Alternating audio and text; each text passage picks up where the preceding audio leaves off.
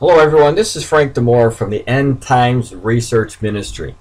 What you're looking at is my older prophecy site called BibleProphecyMan.com, and I still have that site open, and it has a link to my new site. But what I wanted to talk to you today about is something that I warned about back in July 29th of 2009. I also have this included in my book under the chapter where I discuss diseases and my warnings about the future, what was going to happen. So I'm bringing you back to this July 29th, 2009 post to just give you a little heads up on what I warned. Let me scroll down to that warning. I highlighted it for you. And I'll make this a little bit bigger for you so you can see it. Now when you look at it, it says the prophecy sign, Matthew 24:7, warning us the sign of pestilence. And of course this has to do with the diseases that the Lord said you would be seeing in the last days. And I was reporting at that time on an H1N1, the flu, the swine flu that was taking place. And of course it hasn't gone away. But this is what I warned, as you can see highlighted. We can expect more diseases to pop up, and the closer we get to the beginning of the 7-year tribulation, the worse the diseases will become until they reach their max during the tribulation period. Now also in my book, I warned about the doctors who are being overwhelmed about all of these diseases that are showing up that they don't have any antibiotics for. And there's a lot of diseases that are showing up at the same time. Well, the news is covered with this kind of information, and again, we see it in the news. Take a look. The first one I wanted to present to you came out September the 25th, 2014. Outbreak of respiratory illness escalates among the children and mystifies scientists. Didn't surprise me at all. These are the things that we've been seeing, and I've been outlining them in my book. An outbreak of respiratory illness first observed in the Midwest has spread to 38 states, sending children to hospitals and baffling scientists trying to understand the virulent reinsurgence. As of Thursday, the Centers of Disease and Control and Prevention had confirmed 226 cases of infected with enterovirus 68. But it is likely that many times that number have been stricken. In one case involved an adult, and no deaths have been linked to the infection. And of course, over on this side, you'll see that there's about 3,600 children with this respiratory illness from August 18th to September 24th so far, and they keep getting more cases. Now, also with this, I wanted to give you an update on the Ebola virus, because in my book, I've been chronological over the years about the Ebola virus and how it seems to go away and then it comes back even worse. Now, this year has been the pinnacle so far for the Ebola virus, and it hasn't stopped. It's getting worse. Ebola epidemic. Sierra Leone quarantines 1 million people.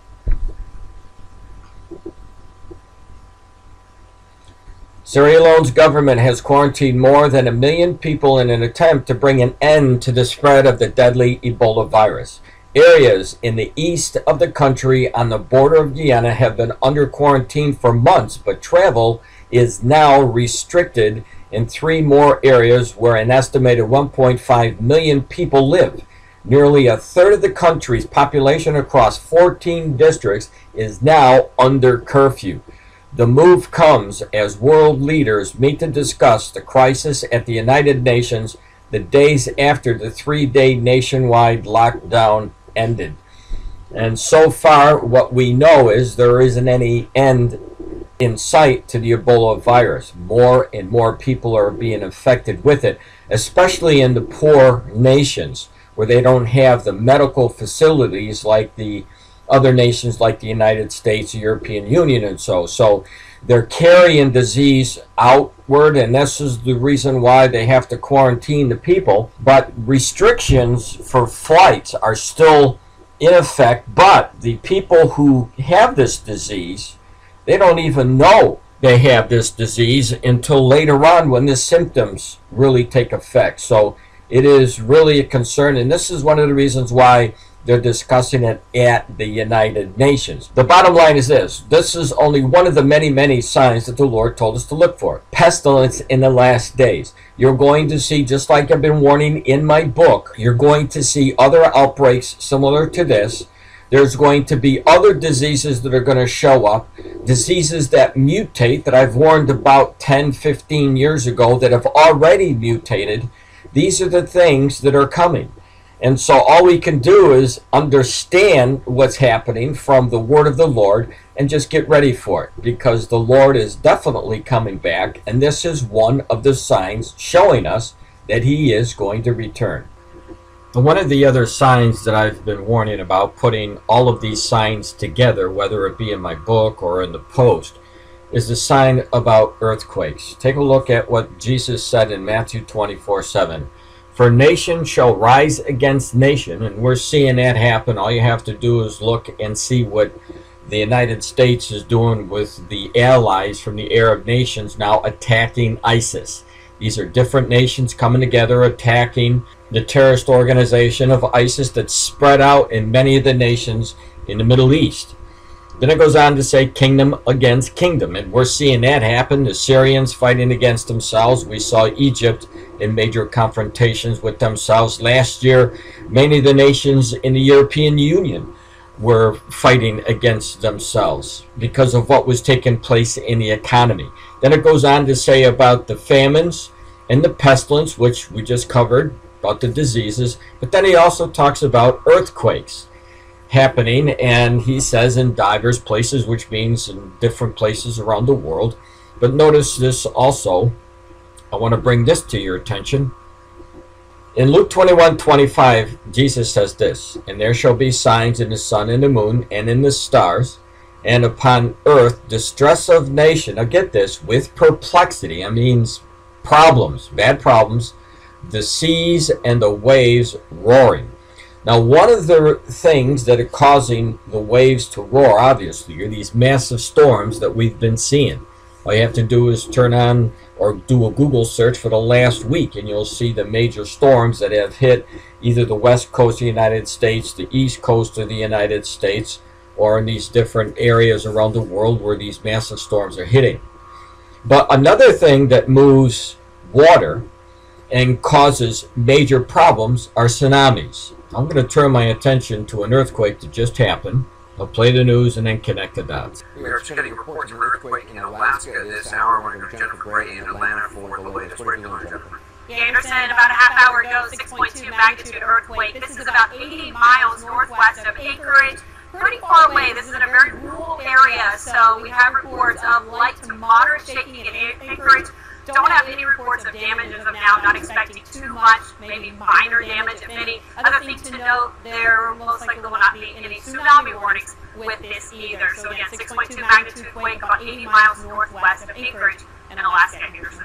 All right, we'll continue to follow that, Jennifer. Thanks for the latest. So we'll just stop there because she was talking about a tsunami. Now, if you've been watching any of the news in the last 5 years, you'll see there have been earthquakes that has caused tsunamis. And we do know for sure that earthquakes are coming, and I mean big ones. This was a 6.2, and it was fairly big.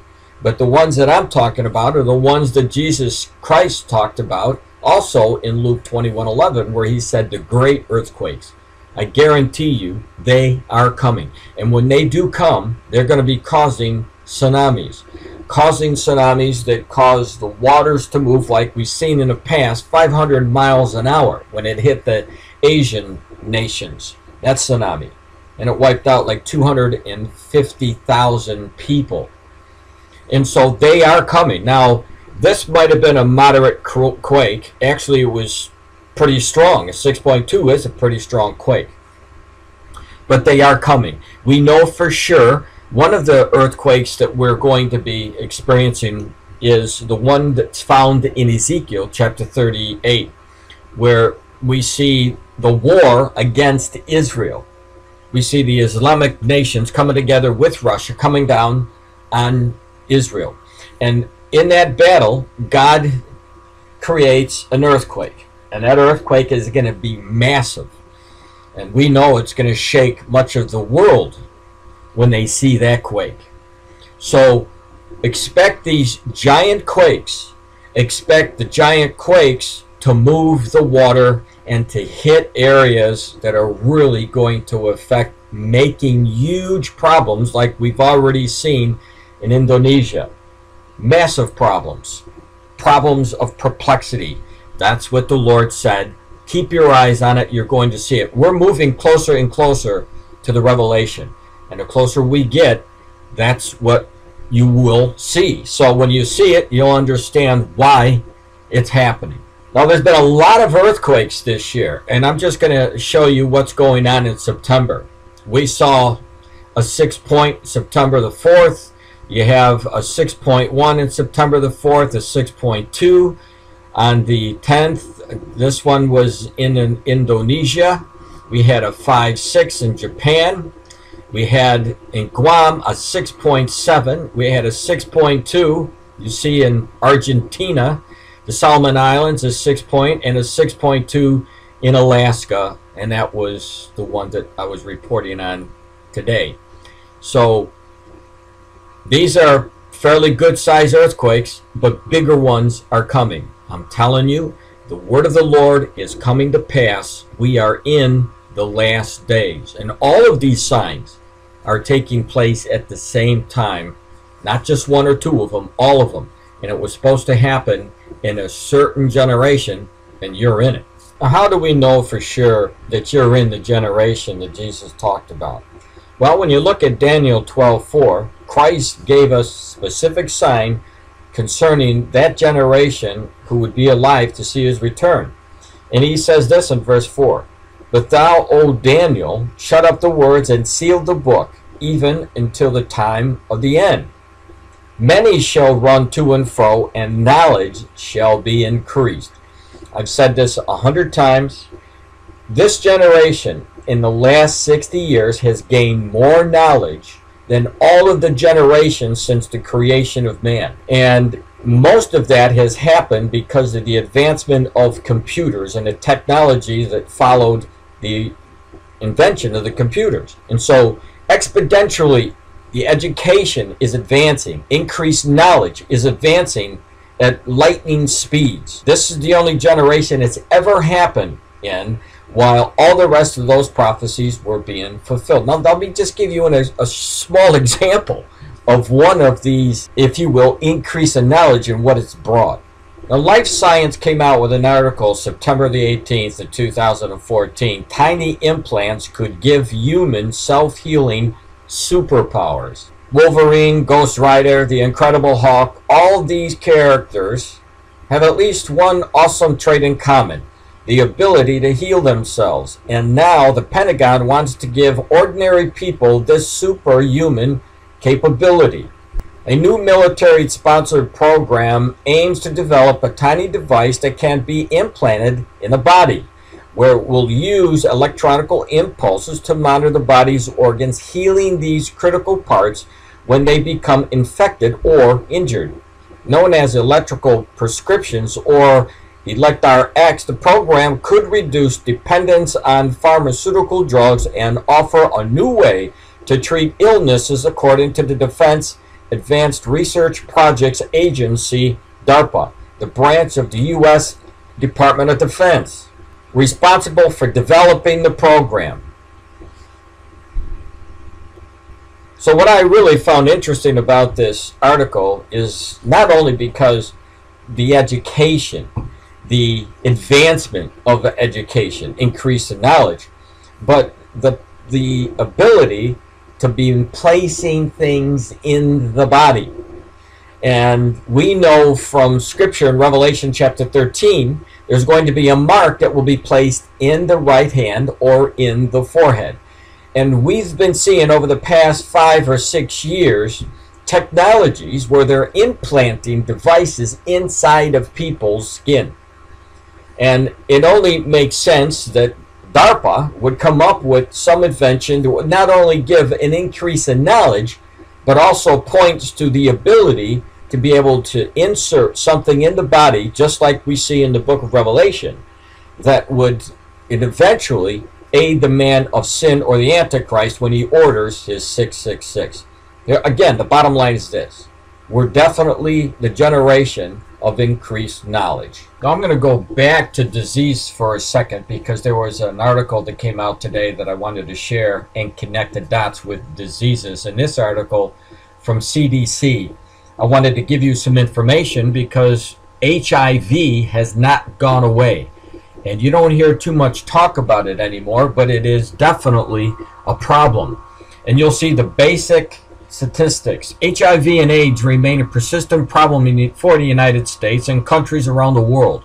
And while great progress has been made in preventing the treatment of HIV, there is still much to do. The question in this section provides a broad overview of effects of HIV and AIDS in the United States and globally. So what I want to do is just to show you how many people are still walking around with HIV. Now, like I said, you don't hear too much news about this, but it's out there. It says about 50,000 people get infected with HIV each year. In 2010, there were around 47,500 new HIV infections in the United States. And if you want more information about that, you can go and get that. But there's a list of different things that you can look up.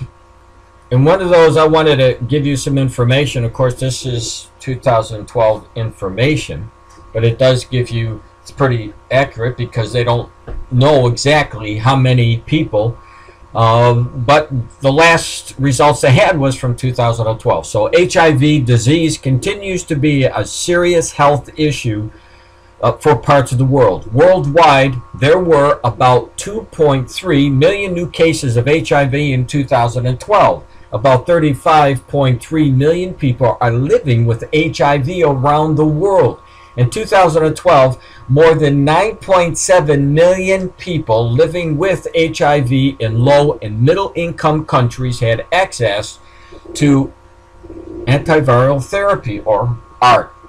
An estimated 1.6 million people died from AIDS-related illnesses in 2012, and an estimated 36 million people with AIDS have died worldwide since the epidemic began. Now, sub-Saharan Africa bears the biggest burden of HIV and AIDS, with nearly 1 in 20 adults living with HIV. Other regions significantly affected with HIV and AIDS include Latin America and the Caribbean, Eastern Europe and Central Asia, and South and Southeast Asia. So that's a lot of people. A lot of people having HIV still today, and a lot of people dying from it. Now, the reason why I'm giving you all this information is, number one, there's not a lot of talk about it, but people are still being affected because they are engaging in sexual activities that is causing them to contract the AIDS virus. Now, let me bring you over to this recent article. Life Science had a report. You'll see it was out yesterday, September the 25th, 2014. Only one person has been cured of HIV. New study suggests why. And when you read this study, you'll see that they were hoping that there was some kind of mutating effect that could have cured somebody, and then the scientists, what they did was a study to find out if this person was actually cured or not from this mutation, and it comes out that it really didn't have much of an effect at all. But what I wanted to show you here in this article is the fact that people are not getting cured from HIV. It says to this date only one person is thought, and it didn't say he was cured, it says was thought, because they did this research and they found out otherwise, is thought to have been cured of HIV, the Berlin patient Timothy Ray Brown. But no one is exactly sure what aspect of Brown's treatment may have cured him. Now, a new experiment on monkeys provides more evidence that the rare genetic mutation in the person who donated blood marrow to Brown may have been a central role in his cure. Now, what I want to do is just go down to the heart of the material here, because after the studies, I don't want to read all that information about what they did, but they did test the monkeys. This is the most important part so that you'll understand not much is happening when it comes to curing HIV patients. The findings support the idea that although radiation can reduce HIV levels, it's not enough to eliminate all reservoirs of the virus, the researcher said.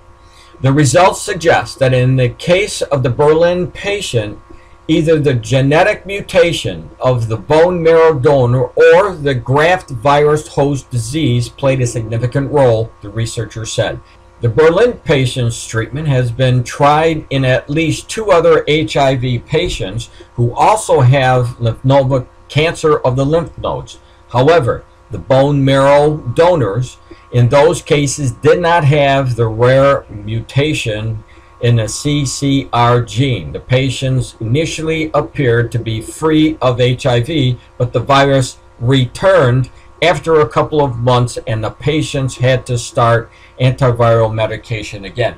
So let's put it this way. They're still looking, science, technology, looking for a cure. They haven't found it. There is no question that people, because the AIDS virus or the AIDS scare, we don't hear it on television anymore. Very, very rarely do you hear it on TV news anymore. That people have more or less forgot about it. And they're engaging in activities, as I said, that are causing them more chances to contract the AIDS virus. Now, earlier in this video, I talked about wars and rumors of wars, kingdom against kingdom and nation against nation. Let me give you an update with this Islamic problem that the world has been facing or watching on the news on a daily basis now. This news came September the 26th. Islamic State crisis, 3,000 European jihadists joined fight. Gilles de Kerchove also warned the Western airstrikes would increase the risk of retaliatory attacks in Europe. U.S.-led forces have launched more than 200 airstrikes against Islamic State, IS or ICE, militants in Iraq since August, and on Monday began targeting ICE in Syria. The UK Parliament is due to vote on possible airstrikes in Iraq on Friday. And then later on in this article you'll see where it talks about, he said the number of 3,000, including all those who have been in the region, including those who have returned and those who have been killed there. And they believe that there's 31,000 fighters now who have joined the fight. Take a look at this. The CIA estimates that ICE may have up to 31,000 fighters in Iraq and Syria, 3 times as many as previous feared. Now, if you want to go to this link, there'll be a video here. You can play this video. He's talking about this issue. Now, he's also talking about the caliphate that they're trying to form. So it says, Mr. de Kerchove said that Islamic State's declaration of a caliphate in June may have played a role in drawing more support for Europe, so that it is definitely a good possibility. But let me just again assure everyone who's been watching the news about ISIS, we know that a day is coming where ISIS is going to move, or at least make an attempt to move on Israel. And it will be at that point where ISIS is going to feel a massive blow to their organization by the Israelis. And I believe that part of this convergence, if you will, has to do with the coming Psalm 83 war, where these nations surrounding Israel are going to attack Israel, the ones that are mentioned in the Psalm 83. So ISIS will be completely leveled. They're going to have a massive blow to their organization when they try to invade Israel. Now we're seeing sporadic shells coming from Lebanon, from the Sinai, and these other places that are listed in the Psalm 83, but believe me, when it happens, the whole world will know, because there's going to be major news about the invasion, or the attempt invasion on the Israelis. It is coming, and Benjamin Netanyahu knows it, and he's preparing his troops for it. Now, speaking about ISIS, there was another report that came out yesterday that I want to bring to your attention, because it does deal with Iraq. And of course, in Psalm 83, we know that the Iraqis, or Iraq, is going to be one of the nations who are going to attack Israel. And that prophecy, as I just got through alluding to, would be the Psalm 83 prophecy. Now, we see already the ISIS in the northern part of Iraq, and this is right on mark for Psalm 83.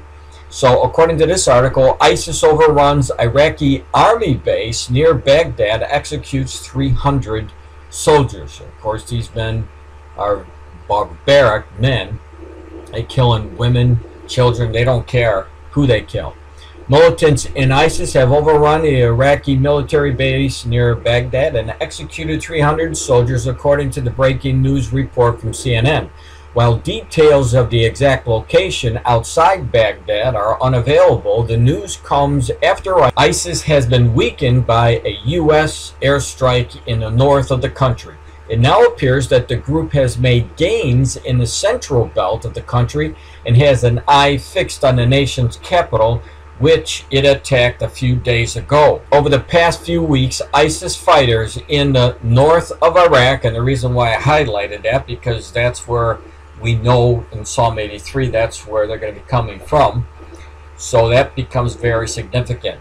So north of Iraq and more recently in the west of Syria have been bombarded by U.S.-led strikes. Strikes in Syria after U.S. Air Force, Navy, and allies, plus Tomahawk missiles, disabled much of the militants' infrastructure and also hit their income-generating oil wells. So as I said earlier, ISIS is on the move, and they're on the move to the locations, specific locations that we see in prophecy, and that, my friends, is a big deal. They're getting ready to fulfill the prophecy. They don't even know it, but they are going to get a huge surprise from Israel when they try to take them out.